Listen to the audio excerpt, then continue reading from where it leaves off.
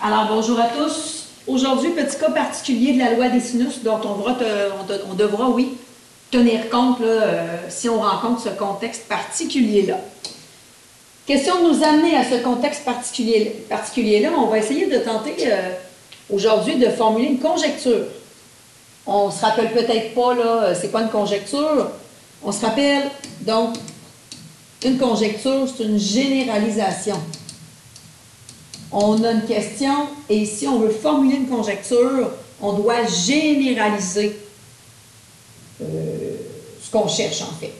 Et puis, c'est une conclusion générale. Et pour être capable de généraliser, il faut s'assurer d'aller chercher plusieurs exemples concrets, notamment, qui balaient tous les cas possibles dans un monde idéal, question d'être vraiment capable de généraliser et d'arriver vraiment à une conclusion qui balaie tous les cas possibles. Alors ici, ce qu'on doit faire comme conjecture, on nous demande de formuler donc une conjecture à propos du résultat du sinus de deux angles supplémentaires. Quand je fais le sinus de deux angles supplémentaires, qu'est-ce qui se passe? On va ici là, constater quelque chose à ce sujet-là. Dans un premier temps, rappelons-nous c'est quoi des angles supplémentaires. Les angles supplémentaires, c'est qu'on a souvent deux angles, on peut en avoir plus de deux, mais souvent deux. Et quand on prend ces deux angles-là, bien, leur somme va donner 180 degrés. C'est la définition même d'angle supplémentaire. Un tableau ici est déjà construit pour être capable de nous sortir des exemples concrets. Question après, encore une fois, d'être capable de généraliser. On va choisir deux angles différents qui, ensemble, vont donner 180 degrés, parce que c'est ce qu'on nous demande dans la question initialement. Et après ça, on va calculer le sinus respectivement ces deux angles-là, et on va tenter d'observer qu'est-ce qui se passe. Alors, si par exemple, on prenait deux angles qui, ensemble, donnent 180 degrés, comme par exemple 45 et 135 degrés, effectivement, ici, leur somme donne 180 degrés, on respecte là, la condition initiale de base. On pourrait prendre, par exemple, 30 degrés et 150, encore une fois, les deux ensemble donnent 180 degrés, ils sont supplémentaires ensemble, et on pourrait prendre par exemple 12 degrés et 168 degrés. Ici, on choisit des angles pairs, des angles impairs, question d'aller balayer là, tous les cas possibles qu'on pourrait rencontrer. Qu'est-ce qui se passe quand je fais le sinus de ces deux angles-là? C'est ce qu'on doit observer. On va faire sinus de 45 degrés, on va calculer sinus de 135 degrés, et on va observer qu'est-ce qui se passe. Si vous prenez votre calculatrice et vous calculez sinus de 45 degrés, vous allez arriver à 0,7071. Encore une fois, on se rappelle que quand on calcule un rapport trigonométrique, on doit arrondir au 10 millième près. Donc, gardez 4 chiffres après la virgule. Si vous calculez le sinus de son angle supplémentaire, qui est le 135 degrés ici, vous allez aussi obtenir 0,7071. Après ce premier exemple-là, qu'est-ce qu'on observe? Bien, on remarque que quand je calcule la valeur du sinus de ces deux angles-là, ça me donne le même résultat.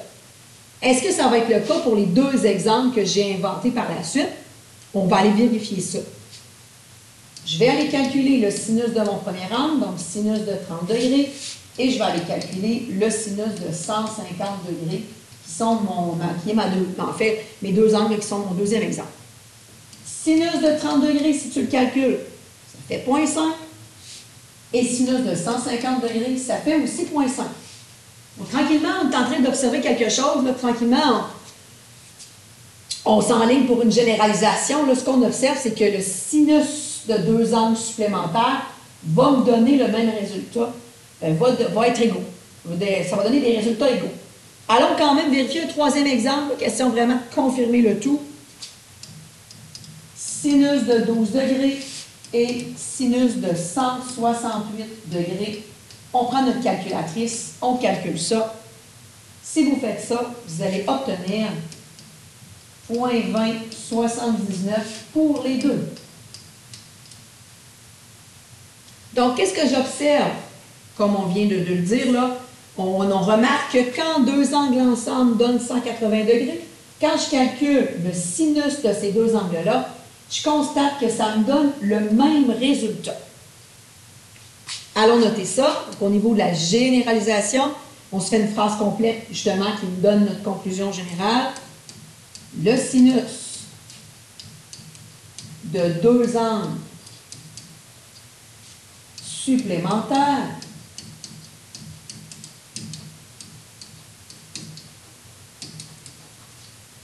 le sinus de deux angles supplémentaires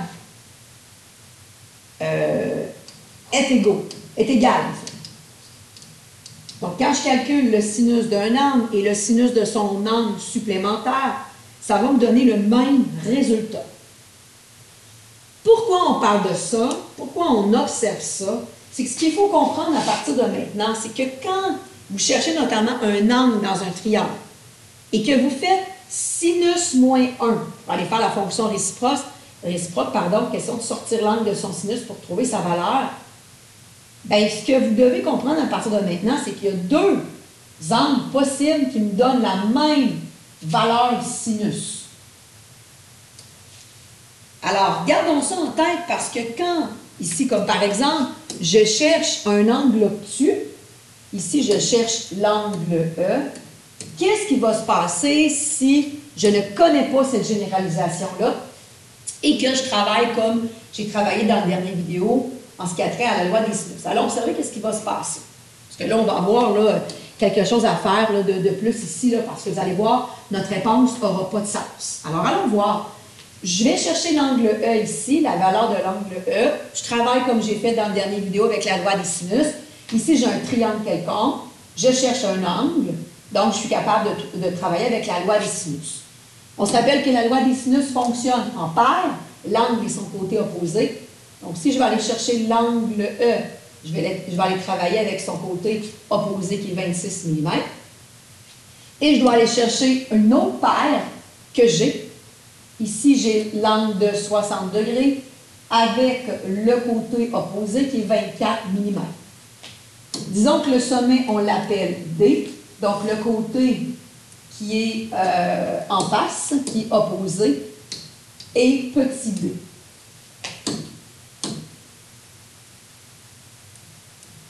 Donc, ici, avec la loi des sinus, encore une fois, on se le rappelle, on doit adapter la formule avec nos lettres de nos sommets respectifs avec lesquels on travaille. Ici, mes deux bananes encerclent le sommet D et le sommet E. Donc, on va aller travailler avec sin de D sur petit d et sin de E sur petit e. Allons voir. Formule, on remplace sin de D, c'est sin de 60 degrés, sur le côté opposé, qui est 24. Sin de E, l'angle E, je ne l'ai pas, sur son côté opposé, qui est 26. Ici, on doit isoler dans un premier temps sin de E. Par la suite, on tentera de faire sortir l'angle E de son rapport sinus. Alors ici, on va faire produit des extrêmes, produit des moyens. Alors, je vais multiplier en croisée. Je vais faire 26 fois sin de 60 degrés égale 24 fois sin de E. Par la suite, ici, je dois isoler le rapport sinus.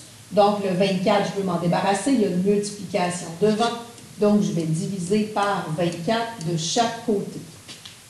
Il va me rester à droite sin de E et à gauche, je vais devoir calculer avec ma calculatrice 26 fois sin de 60 degrés divisé par 24. Si vous calculez ça, en gardant toujours 4 chiffres après la virgule, en arrondissant au 10 millième près, vous allez obtenir 0,9382. Jusque-là, tout va bien. C'est comme on a déjà vu précédemment. Pour aller sortir l'angle E de son rapport sinus, on a vu qu'on doit faire, pour trouver la mesure de l'angle, on doit faire la fonction réciproque qui est sin moins 1 de la valeur qu'on a trouvée à l'étape précédente. Si vous faites sinus moins 1 de cette valeur-là sur votre calculatrice, vous allez obtenir 70 degrés. Donc, jusque-là, au niveau de la démarche, rien de nouveau. Sauf qu'ici, à partir de maintenant, il faut se questionner. On trouve que l'angle E, ça donne 70 degrés. Allons voir dans le dessin. Est-ce que l'angle E, ça serait de l'allure qu'il mesure 70 degrés? Bien ici, pas vraiment en fait, parce que c'est clair ici que l'angle E est un angle obtus.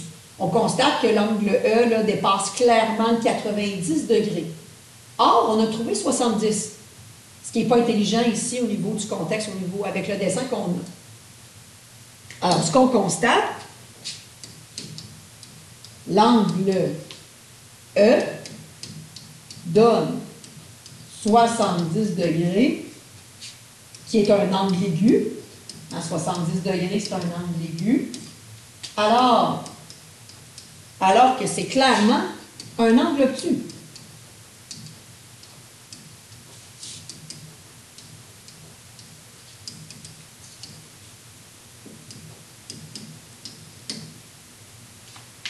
Donc, notre réponse n'a aucun sens quand on cherche ici un angle obtus. Ça s'explique comment, tout ça, alors que notre démarche est valable là, au niveau algébrique? Ça s'explique comment? Mais ça s'explique avec ce qu'on vient de discuter au début du vidéo, avec la généralisation qu'on a fait. On a constaté que le sinus de 2 angles supplémentaires donne la même valeur. Alors, quand toi, avec ta calculatrice, tu fais sinus moins 1 de la valeur, ta calculatrice, elle le sait qu'il y a 2 angles différents, un aigu, un obtus, qui te donne 0,9382. Mais ta calculatrice, elle ne peut pas te donner les 2 valeurs. Par défaut, elle te donnera l'angle aigu sur ta calculatrice. Elle ne peut pas te donner les 2 valeurs. Mais ce qu'il faut comprendre, c'est que pour arriver à 0,9382 ici, il y a 2 angles différents qui, quand tu calcules le sinus de ces 2 angles-là, vont te donner la valeur en question. C'est le 70 degrés et c'est son angle supplémentaire. Donc, comment aller chercher une valeur qui est ici logique dans le contexte? Ce qu'on va faire, bien, en sachant que son angle supplémentaire, si je fais sinus, ça va me donner la même valeur. Mais si je vais aller chercher la bonne valeur dans mon contexte, je vais devoir donc aller chercher son angle supplémentaire qui se retrouve là, on se retrouve à faire à ce moment-là 180 degrés moins l'angle aigu qu'on vient de trouver. Donc ici, pour aller chercher la bonne valeur dans le contexte, pour aller trouver la mesure de l'angle E, ce qu'on va faire, c'est qu'on va faire 180 degrés moins la réponse qu'on a obtenue. Donc 70, ça nous donne que la mesure de l'angle E donne 110 degrés. Et là, ça a pas mal plus de l'allure. Si sur ta calculatrice, pour te conforter, tu calcules sinus de 70 degrés, tu vas obtenir, bien évidemment, le point 93-82 qu'on vient d'obtenir, mais si aussi tu fais sinus de 110 degrés, tu vas aussi obtenir 0,9382 parce que le sinus de 2 angles supplémentaires me donne la même valeur. Mais quand toi, je le répète, tu fais sinus moins 1 de sa valeur, de ce rapport trigonométrique-là, ta calculatrice te donne par défaut l'angle aigu. Toi, si tu veux l'angle obtus, parce que le dessin t'y oblige, tu dois faire 180 degrés, moins l'angle aigu que tu as obtenu pour aller chercher son angle supplémentaire, qui donne une réponse, encore une fois, beaucoup plus valable dans le contexte.